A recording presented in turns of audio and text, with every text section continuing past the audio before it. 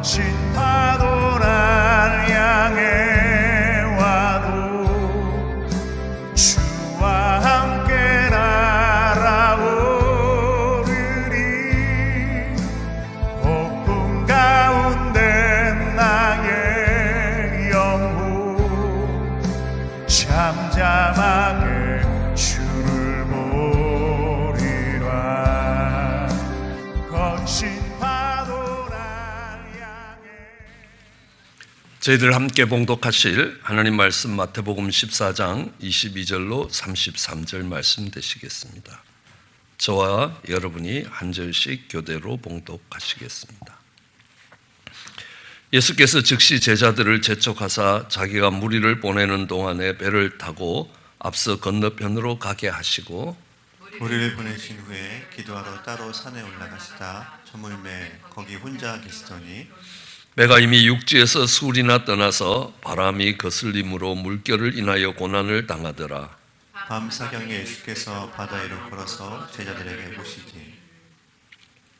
제자들이 그 바다 위로 걸어오심을 보고 놀라 유령이라 하며 무서워하여 소리 지르거늘 예수께서 즉시 일러 가라사대 안심하라 내니 두려워 말라. 베드로가 대답하여 가로되 주여 만일 주시어든 나를 명하사 물 위로 오라 하소서 한데 오라 하시니 베드로가 배에 내려 물 위로 걸어서 예수께로 가되 바람을 보고 무서워 빠져가는지라 소리질러 가로되 주여 나를 구원하소서 하니 예수께서 즉시 손을 내밀어 저를 붙잡으시며 가라사대 믿음이 적은 자여 왜 의심하였느냐 하시고 배에 함께 오름에 바람이 그치는지라. 배에 있는 사람들이 예수께 절하며 가로되 진실로 하나님의 아들이시로이다 하더라. 아멘. 우리는 이 풍랑을 맞았을 때에 풍랑 위를 걸어가는 사람이 있는가 하면 풍랑 속에 빠져가는 사람이 있다는 것들을 배웠습니다. 어떤 사람들이 걸어갈 수 있고 또 풍랑 위를 걸어가다가 참 놀라운 역사 가운데 있으면서 하나님의 은혜를 경험하다가도 다시 물에 빠질 수 있다는 것입니다. 또 그것을 회복시키시는 하나님의 은혜가 있고 그 가운데 하나님이 두시는 놀라운 축복이 더해져 있다라는 것들을 배웠습니다. 그러기에 우리는 실패를 두려워하지 않고 어떤 일에 도전할 수 있다는 것들을 이야기합니다. 그러나 우리가 오늘 이 풍랑이를 걸어가는 사건을 보면서 반드시 배워야 될 중요한 교훈 하나가 있습니다. 이 풍랑이에 걸어가는 사건은 오병이어의 기적의 사건과 꼭 함께 나오고 있습니다. 이 짝을 이루는 사건으로 보고 있습니다. 우리가 회당장 야훼로의 딸을 살리실 때에 꼭 그 스토리 가운데는 12회, 12회 동안 혈류병 앓던 여인의 이야기가 꼭 가운데 끼어든다는 겁니다. 왜냐하면 12회 동안 혈류병 앓던 여인이 믿음으로 그것을 치료받는 것들을 보면서 이 회당장 야훼로가 내 딸을 살릴 수 있겠다, 믿음으로 내 딸이 살아날 수 있겠다라는 도전이 가능하기 때문에 그 두 개의 이 사건은 한 사건으로 묶여져 있다는 겁니다. 오늘 이 오병이어의 기적과 오늘 이 풍랑이를 걸어가는 두 개의 사건은 같이 묶여 있다는 것들을 알 수 있습니다. 우리 마태복음도 그 바로 한 절 위에 보면 먹은 사람은 여자와 어린아이 외에 5,000명이 되었더라 하고 예수께서 즉시 제자들을 재촉하사 하면서 우리가 읽은 본문이 일어나는 겁니다. 마태복음은 거기에 오병이어의 기적으로 먹은 사람이 5,000명이나 되었다라는 것들을 강조하고 있습니다. 마가복음은 6장 44절인데요. 떡을 먹은 남자가 5,000명이었더라.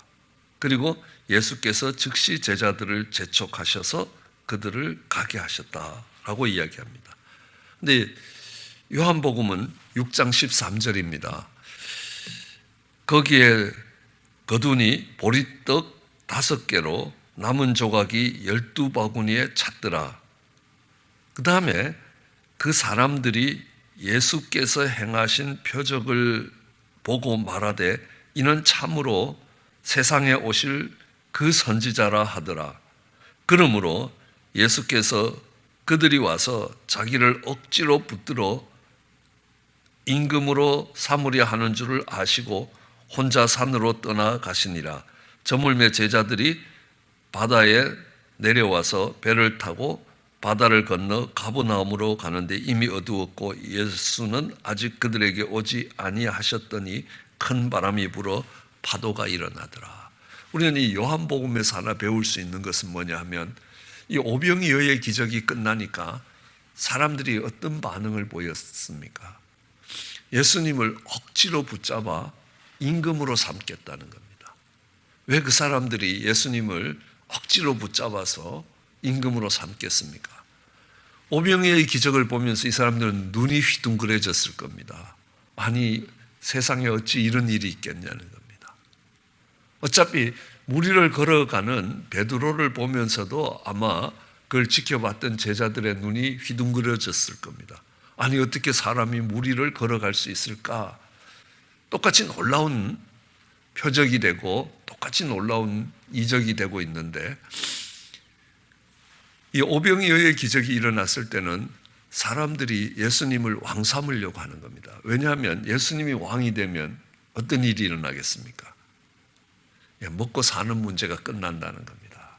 아니, 이 어린아이의 도시락 하나도 안 되는 걸 가지고 예수님이 기도를 하시고 나눠주니까 5천 명이 먹는 겁니다. 그것도 남자만 5천 명이니까 대부분 그보다 훨씬 더 많은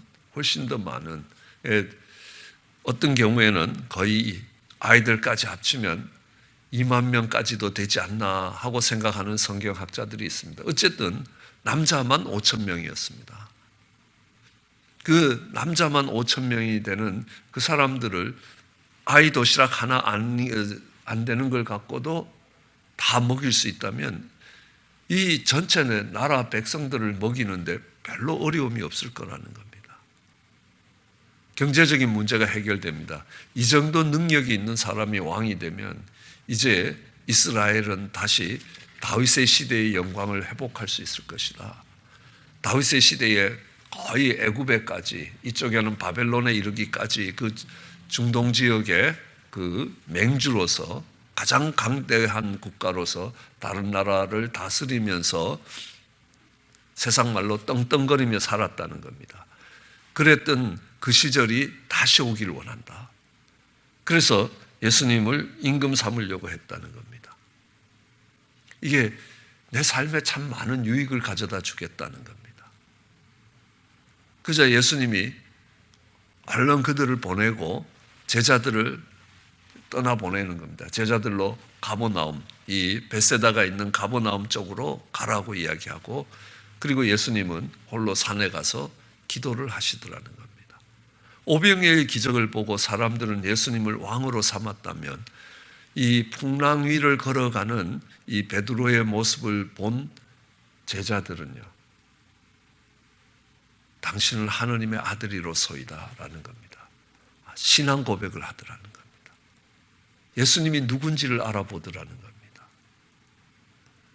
이거는 우리가 마가복음 6장 51절에 보면 이런 말씀이 있습니다. 이제 예수님이 베드로의 손을 잡고 같이 배에 올라왔습니다. 그들에게 가시니 바람이 그치는지라 제자들이 마음이 심히 놀라니 이는 그들이 그 떡을 떼던 일을 깨닫지 못하고 도리어 그 마음이 둔하여졌습니다.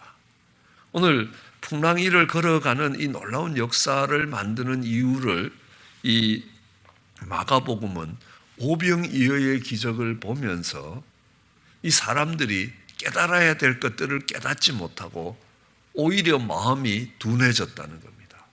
아니, 조금 더 나쁜 말로 얘기하면 오히려 마음에 그 욕심이 가득 차버렸다는 겁니다. 오병이어의 기적을 보면서 여러분들 요한복음에도 나오지만 요한복음에는 7가지 이적이 나오고 있습니다. 이 7가지 이적, 놀랄 경이로운 기적이라고 할 때 우리는 이적이라고 부르는데요, 정말 기가 막힐 어리둥절할 만큼의 도저히 우리의 상식으로는 있을 수 없는 일이 일어난 겁니다. 예를 들어서 물이 변하여 포도주가 되는 겁니다. 또 오병이어의 기적이 일어나죠. 여러분, 우리가 살아가는 세상에는 어떤 법칙이 있습니까? 바로 질량불변의 법칙이 있습니다. 질과 양은 늘어나지 않고 바뀌지 않는다는, 불변한다는 겁니다. 그런데 질이 달라졌습니다. 본질이 달라졌습니다. 그리고 양이 달라졌습니다. 그러니까 질량불변의 법칙이 무너진 겁니다. 우리가 살아가는 이 3차원이라는 세상에서 절대로 바뀌지 않는 진리처럼 느껴지는 질량불변의 법칙이 무너지는 것입니다. 그걸 보면서 야, 정말 있을 수 없는 일이 일어났다라는 것은 기적이고 기가 막힐 이적이 일어났다는 겁니다. 경이로운 기적이 일어났다 아니라는 겁니다. 그걸 표적, 사인이라고 이야기하는 것은 그걸 보면서 예수님이 누구신지를 알라는 겁니다. Who is Jesus? 예수님이 누구신가? 바로 오늘 풍랑이 일고 나서 제자들이 고백하는 게 뭡니까? 정말 참으로 하나님의 아들이십니다. 주는 그리스도여 하나님의 아들이시라는 겁니다. 하나님의 아들이시라는, 이걸 우리는 신앙 고백이라고 이야기합니다. 예수님이 누군지를 알고 예수님의 가치를 발견하고 예수님의 그 가치 앞에 머리를 숙이는 걸 우리는 예배라고 이야기합니다. 워십이라고 이야기합니다. 워십의 앞부분은 워디, 가치를 이야기하는 겁니다. 예수님이 누구신지, 어떤 분이신지 그거를 알고 그 앞에 머리를 숙이는 것을 우리는 예배라고 이야기한다면, 오늘 제자들은 신앙 고백을 가지고 예수님 앞에 예배를 드리는 예배자로 세워지는 것입니다. 그런데 오병이어의 기적을 보고 나서는 그들이 예수님을 왕세워서 우리가 이 땅에서 잘 먹고 잘 살 수 있게 되겠다, 예수님이 임금 되셔야 되겠다라는 거 아닙니까? 우리는 살아가면서, 우리는 선교대회를 하면서도, 그러니까 기도 제목이 그랬습니다. 얼마 안 되는 성도들로 이 큰, 도저히 저희 교회의 능력으로는 감당이 안 되고 그 예산이 저희 교회에 정말 1년치 예산, 2년치 예산보다도 더 많은 그런 프로젝트들을 하면서, 야, 하나님, 이 일이 잘 끝나게 돼, 적자를 보지 않고 또 많은 사람들이 도전을 받고 정말 이 선교대회가 잘 끝나게 되기를 기도한 게 아니라, 우리는 이 일을 통해서 살아계신 하나님을 경험할 수 있게 되기를 원한다. 이 일을 통해서 하나님이 누구신가, 정말 우리가 주라고 고백하는 예수님이 어떻게 우리를 인도해 가시는가, 정말 그 주님의 이름을 부를 때 주님이 구원을 하시는 구원의 주가 되신다는 그것을 깨달아가는 것이라는 겁니다. 그런데 내가 기대하고 내 삶에 유익이 되는 기적들이 베풀어질 때는 그 유익이 훨씬 더 우리에게 크게 보인다는 겁니다. 그러나 우리에게 풍랑이 오고 고난이 오고 광야 같은 인생길을 지나가면서 그 과정들을 지나가게 하시는 하나님의 도우심을 받으면서는 하나님이 누구신가를 배울 수 있게 된다는 겁니다. 오늘 이 사복음서에 오병이어의 기적은 빠지지 않고 사복음서, 마태, 마가, 누가, 요한복음에 빠지지 않고 기록되어 있습니다. 이 사복음서에 다 기록되어 있는 사건은 예수님의 십자가 사건과 오병이어의 기적밖에 없습니다. 그런데 오늘 그것을 보면요, 오병이어의 기적 뒤에 오늘 이 풍랑이를 걷는 기적이 마태, 마가, 요한복음에 나타나고 있습니다. 그런데 누가복음에는요, 다른 사건이 기록되어 있습니다. 오늘 오병이어의 기적 뒤에 누가복음에는 어떤 일이 기록되어 있냐면, 누가복음 9장 16절부터 18절까지인데요. 예수께서 떡 5개와 물고기 2마리를 가지사 하늘을 우러러 축사하시고 떼어 제자들에게 주어 무리에게 나누어 주게 하시니 먹고 다 배불렀더라. 남은 조각을 12바구니에 거두니라. 그 다음에 여기서 이제 오병이어의 기적이 끝났습니다. 18절에 예수께서 따로 기도하실 때에 제자들이 주와 함께 있더니 물어 이르되 무리가 나를 누구라 하느냐. 더러는 엘리야라고 이야기하고 더러는 이렇게 이야기합니다. 너희는 나를 누구라 하느냐? 예, 주는 그리스도의 살아계신 하느님의 아들입니다 라는 베드로의 신앙 고백이 나오는 사건이 바로 오병이어의 기적 뒤에 나오고 있다는 겁니다. 그러면 이 풍랑을 지나가는 이 제자들과 풍랑 위를 걸어가는 베드로를 통해서 이 오병이어 기적 뒤에 성경이 하고 싶은 말씀이 뭐냐 하면 우리는 그 기적을 통해서 예수님이 누군지를 배워야 된다는 겁니다. 신앙 고백을 해야 된다는 겁니다. 우리는 코로나라는 풍랑이 우리 삶을 지나가고 있을 때에 우리는 그것을 통해서 하나님이 무엇을 기대하고 있는가라는 것들을 배운다면 이 일을 통하여 신앙 고백이 드려지길 원하는 겁니다. 특별히 이 신앙 고백을 하는 사람은 베드로가 아닙니다. 그렇죠? 베드로는 이미 물 위를 걸어오는 예수님을 보면서 주시라면 나를 오라 하시옵소서. 그러니까 오라 그럴 때 그가 뛰어내릴 때 나를 오라 하신 분이 그러니까 이 풍랑을 다스리고 있는 주권을 가지고 있는 예수님이라고. 왜냐하면 그것은 세상의 권세를 갖고는 풍랑을 이 자연 법칙을 바꿀 수 없다는 것입니다. 그것이 하늘의 권세를 가진 하느님의 아들로서 정말 이 풍랑을 잠잠케 하는 것 아니냐는 겁니다. 요한복음에도 질량불변의 법칙이고 그 다음에 시간과 공간의 문제를 해결하고 그 다음에는 이 풍랑을 잠잠케 하는 내추럴 로우라는 겁니다. 자연 법칙을 정지시키고 날 때부터 소경된 유전 법칙을 정지시킨다는 겁니다. 우리는 유전자가 그러면 평생 그렇게 살아야 되는 건 줄 안다는 겁니다. 그러나 하늘이 땅에 개입하면 유전 법칙이 뒤집어지더라는 겁니다. 날 때부터 소경된 자의 눈이 떠지는 것이라는 겁니다. 어쨌든 오늘 이 자연 법칙이 뒤집어지는 것들은 이미 하늘에서 오신 하느님의 아들이 하실 수 있는 일이라는 겁니다. 베드로는 그때 이미 신앙 고백이 되는 겁니다. 물 위를 걸어가겠다라고 주의 말씀에 의지하여 주님이 말씀하시면 내가 물 위를 걸을 수 있다라고 이야기할 때 그는 이미 예수님이 누군지에 대한 신앙 고백이 들어가 있는 것입니다. 그런데 이 신앙 고백은 누구냐는 거예요. 베드로의 삶을 지켜보고 있던 사람들이라는 거예요. 오늘 이 코로나 바이러스라는 이 풍랑이 우리의 삶에 지나갈 때에 많은 사람들이 두려움에 잡히기도 합니다. 많은 사람들의 행동이 달라지기 시작하는 겁니다. 그때에 하나님을 믿는 사람의 모습이 어떤 것인가라는 겁니다. 어제 저녁에도 설명드렸지만요.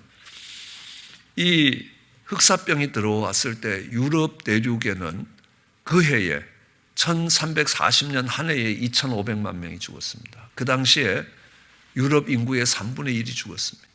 그것은 100년이 넘는 시간들을 지나가면서 계속 반복돼서 여러 차례에 오기 시작하면서 전체적으로 흑사병으로 죽은 사람이 7,500만 명에서 2억 명입니다. 지금 미국에서 죽어나간 사람들이 약 한 15만 명입니다. 뭐 적은 숫자라는 이야기는 아닙니다. 한 생명이 천하보다 귀하지만요. 유럽 대륙의 흑사병이 돌았을 때랑 비교를 하면 아무것도 아니라는 겁니다. 그 당시에 유럽 인구의 3분의 1이 죽었다면 오늘 이 바이러스로 인하여 그 흑사병의 유사한 수준으로 올라가려면 1억 명이 죽어야 되는 겁니다. 100만 명도 아니고 1000만 명도 아니고 1억 명에 해당하는 사람이 다 감염이 되는 게 아니라 죽는 거라는 겁니다. 죽은 사람의 숫자가 그렇다는 겁니다. 그 가운데서도 회복된 사람들이 있습니다. 그런데 그때 이 루터가 종교개혁을 시작했던 루터도 두 동생을 흑사병으로 잃어버립니다. 그리고 8살 난 딸과 13살 난 딸을 잃어버립니다. 루터의 딸은 흑사병으로 죽었는지 그 원인이 잘 알려지지 않습니다. 그럼에도 불구하고 그 흑사병이 유행하는 가운데 두 동생을 잃고 두 딸을 잃습니다. 그리고 그가 불렀던 게 있습니다. 그리고 그는 이야기합니다. 우리 성도들은 전염병을 피할 수 있으면 피하는 것이 지혜롭다는 겁니다. 그러나 책임을 맡은 자는 안 된다는 겁니다. 목사는 그러니까 이 전염병에 걸려서 죽어가는 사람이 신방을 요청하면 가야 된다는 겁니다. 그리고 그들의 임종을 정리하고 그들을 천국으로 보낼 수 있는 그런 준비를 해야 된다라는 겁니다. 책임을 맡은 자들은 의사들이나 경찰이나 이런 책임을 맡은 자는 그 책임의 자리를 벗어나서 안 된다는 걸 이야기합니다. 그러면서 그가 정말 이 복음을 전하면서 이 종교개혁에서 얼마나 많은 사람들을 만나야 되겠습니까? 그 과정에서요. 그가 불렀던 노래가 내주는 강한 성이라는 겁니다. 내주는 강한 성이라. 그러면서 그 흑사병이 도는 가운데서도 그 어떻게 신앙생활을 하느냐라는 걸 보면서 많은 사람들이 저것이 진리라는 걸 깨닫게 되는 겁니다. 같은 신앙 고백을 하게 되는 것입니다. 오늘 이 풍랑이 일어날 때 예수님께서 이 풍랑이 있는 기적을 통해서 우리에게 하시고 싶어 하시는 것이 그 우리의 삶을 바라보면서 그 풍랑을 함께 지나가는 사람들이 당신이 믿는 예수님은 정말 살아계신 하나님의 아들입니다라는 그 신앙 고백을 할 수 있는 삶이 되기를 원하시는 것입니다. 그런 도전의 삶이 있기를 주의 이름으로 축원합니다. 기도하시겠습니다. 사랑과 은혜가 많으신 하나님 아버지, 우리 예수님이 내 인생에 필요한 것들을 채워주시는 왕이 아니라 풍랑 위를 걷는 유령이 아니라 우리의 삶을 풍랑 위를 걸어가야 되는 우리의 삶을 실패하고 좌절한 우리의 삶을 회복시키시는 진실로 하나님의 아들이라는 신앙 고백이 드려지기를 원합니다. 하나님 우리를 축복하셔서 우리의 삶을 축복하셔서 하나님 그 풍랑을 지나가는 사람들에게 다른 삶의 모습이고 정말 도전의 삶의 모습이 되도록 하나님 은혜를 더하여 주셔서 그들의 입술로 정말 예수님이 살아계신 하나님의 아들이라고 고백할 수 있게 은혜를 더하여 주시기 간절히 소원합니다. 감사합니다. 예수님 이름으로 기도드렸습니다. 거친 파도란